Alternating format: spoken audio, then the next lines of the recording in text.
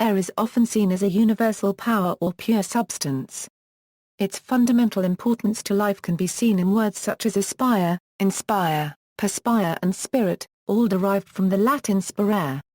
Greek and Roman tradition, air is one of the four classical elements in ancient Greek philosophy and science. According to Plato, it is associated with the octahedron. Air is considered to be both hot and wet. The ancient Greeks used two words for air: air meant the dim lower atmosphere, and ether meant the bright upper atmosphere above the clouds. Plato, for instance, writes that so it is with air, there is the brightest variety which we call ether, the muddiest which we call mist and darkness, and other kinds for which we have no name. Among the early Greek pre-Socratic philosophers, Anaximenes named air as the arch. A similar belief was attributed by some ancient sources to Diogenes Apolloniates, who also linked air with intelligence and soul, but other sources claim that his arch was a substance between air and fire. Aristophanes parodied such teachings in his play The Clouds by putting a prayer to air in the mouth of Socrates. Air was one of many archai proposed by the pre-Socratics, most of whom tried to reduce all things to a single substance. However, Empedocles of Agrica selected four archai for his four roots: air, fire, water, and earth. Ancient and modern opinions differ as to whether he identified air by the divine name Hera, Adoneus or even Zeus. Empedocles' unregistered trademark roots became the four classical elements of Greek philosophy. Plato took over the four elements of Empedocles. In the Timaeus, his major cosmological dialogue, the Platonic solid associated with air is the octahedron, which is formed from 8 equilateral triangles. This places air between fire and water, which Plato regarded as appropriate because it is intermediate in its mobility, sharpness, and ability to penetrate. He also said of air that its minuscule components are so smooth that one can barely feel them. Plato's student Aristotle developed a different explanation for the elements based on pairs of qualities. The four elements were arranged concentrically around the center of the universe to form the sublunary sphere. According to Aristotle, air is both hot and wet and occupies a place between fire and water among the elemental spheres. Aristotle definitively separated air from ether. For him, ether was an unchanging, almost divine substance that was found only in the heavens, where it formed celestial spheres. In ancient Greek medicine, each of the four humours became associated with an element. Blood was the humour identified with air, since both were hot and wet. Other things associated with air and blood in ancient and medieval medicine included the season of spring, since it increased the qualities of heat and moisture. The sanguine temperament. Hermaphrodite. And the northern point of the compass. The alchemical symbol for air is an upward-pointing triangle, bisected by a horizontal line. Indian tradition. In Hinduism, Vayu, also known as Vata Aaa, Pavana Aaa, or Prana, is a primary deity, who is the father of Pama and the spiritual father of Lord Hanuman. As the words for air or wind, it is one of the Panchamahabhut to the 5 great elements in Hinduism. The Sanskrit word Vata literally means blown, Vayu blower, and Prana breathing. Chinese tradition, air is not one of the traditional 5 Chinese classical elements. Nevertheless, the ancient Chinese concept of qi or qi is believed to be close to that of air. Qi or qi is a fundamental concept of traditional Chinese culture. Qi is believed to be part of every living thing that exists, as a kind of life force, or spiritual energy. It is frequently translated as energy flow, or literally as air, or breath in Mandarin Chinese. It is pronounced something like qi in English, but the tongue position is different.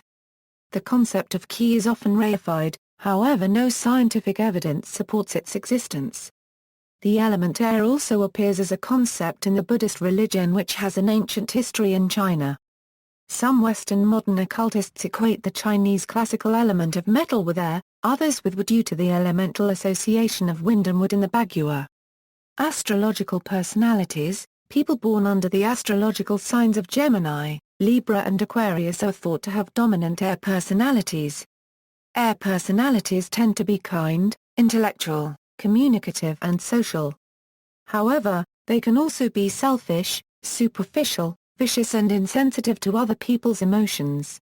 Ceremonial Magic, the Hermetic Order of the Golden Dawn, founded in 1888, incorporates air and the other Greek classical elements into its teachings. The elemental weapon of air is the dagger, which must be painted yellow with magical names and sigils written upon it in violet. Each of the elements has several associated spiritual beings. The archangel of air is Raphael, the angel is Casen, the ruler is Ariel, the king is Peralda, and the air elementals are called sylphs. Air is considerable, and it is referred to the upper left point of the pentagram in the supreme invoking ritual of the pentagram. Many of these associations have since spread throughout the occult community. In the Golden Dawn and many other magical systems, each element is associated with one of the cardinal points and is placed under the care of guardian watchtowers. The watchtowers derive from the Enochian system of magic founded by D. In the Golden Dawn, they are represented by the Enochian elemental tablets. Air is associated with the East, which is guarded by the first watchtower. Modern witchcraft, air is one of the 5 elements that appear in most Wiccan and pagan traditions. Wicca in particular was influenced by the Golden Dawn system of magic, and Aleister Crowley's mysticism. Other traditions, Enlil was the god of air in ancient Sumer. She was the ancient Egyptian god of air and the husband of Tifnut, goddess of moisture. He became an emblem of strength by virtue of his role in separating Nut from Geb. He played a primary role in the coffin texts, which were spells intended to help the deceased reach the realm of the afterlife safely. On the way to the sky, the spirit had to travel through the air, as one spell indicates, "I have gone up in Shu, I have climbed on the sunbeams."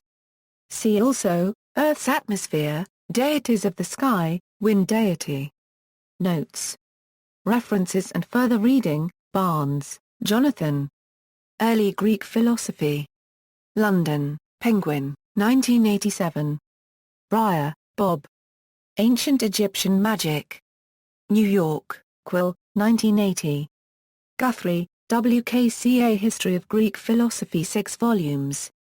Cambridge, Cambridge University Press, 1962 81.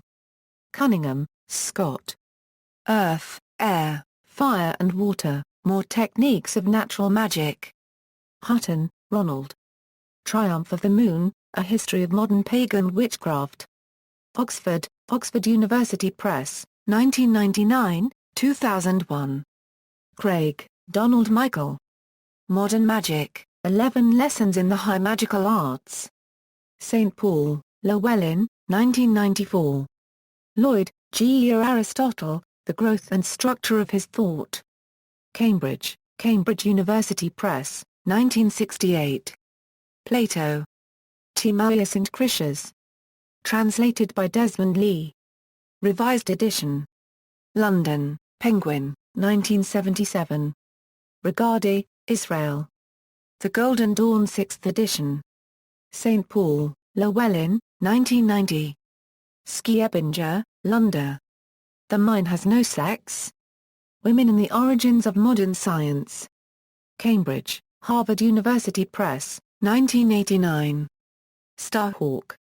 The Spiral Dance, A Rebirth of the Ancient Religion of the Great Goddess 3rd edition. 1999. Valiant, Doreen. Witchcraft for Tomorrow. Custer Washington Phoenix Publishing, 1978. Valiant, Doreen. The Rebirth of Witchcraft. Custer Washington Phoenix Publishing, 1989. Blastos, Gregory. Plato, a unregistered trademark S Universe. Seattle, University of Washington Press, 1975. External links, The Elements Elemental Correspondences from Wicca, For the Rest of Us. The Four Elements in the Western Tradition Essay on Golden Dawn Elemental Tradition by V. N. Frater ICL. The Elements, a neo-pagan version of the ancient Greek esoteric doctrine of the elements by John Opsipos. Different versions of the classical elements.